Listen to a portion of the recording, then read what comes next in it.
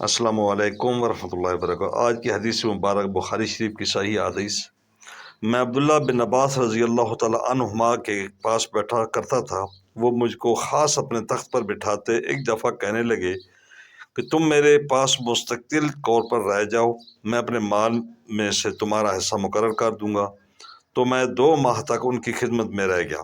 پھر کہنے لگے عبد القیس کا وفد جب حضرت صلی اللہ علیہ وآلہ وسلم کے پاس آیا تو آپ نے پوچھا کہ یہ کون سی قوم کے لوگ ہیں یا یہ وفد کہاں کا ہے؟ انہوں نے کہا کہ ربیہ خاندان کے لوگ ہیں۔ آپ صلی اللہ علیہ وآلہ وسلم نے فرمایا مرحبا، اس قوم کو یا اس وفد کو نہ ذلیل ہونے والے نہ شرمندہ ہونے والے، یعنی ان کا آنا بہت خوب ہے۔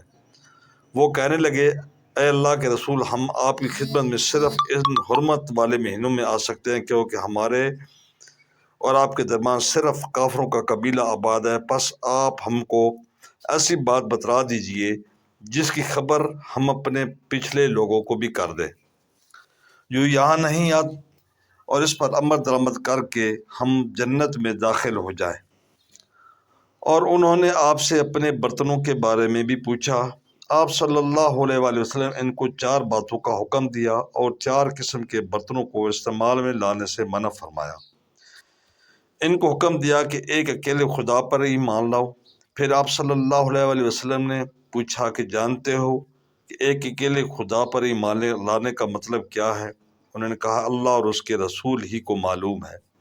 آپ نے فرمایا کہ اس بات کی گواہی دینا کہ اللہ کے سوا کوئی معبود نہیں، اور یہ کہ محمد صلی اللہ علیہ وآلہ وسلم اللہ کے سچے رسول ہیں، اور نماز قائم کرنا اور زکوٰۃ ادا کرنا، رمضان کے روزے رکھنا اور مال غنیمت سے جو ملے اس کا 5 حصہ مسلمانوں کے بیت المال میں داخل کرانا، اور 4 برتنوں کے استعمال سے آپ صلی اللہ علیہ وآلہ وسلم ان کو منع فرمایا۔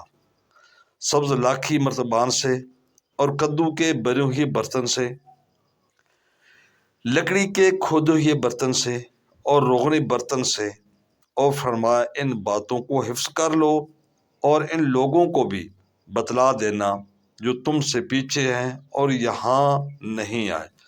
صحیح بخاری کی حدیث نمبر 53۔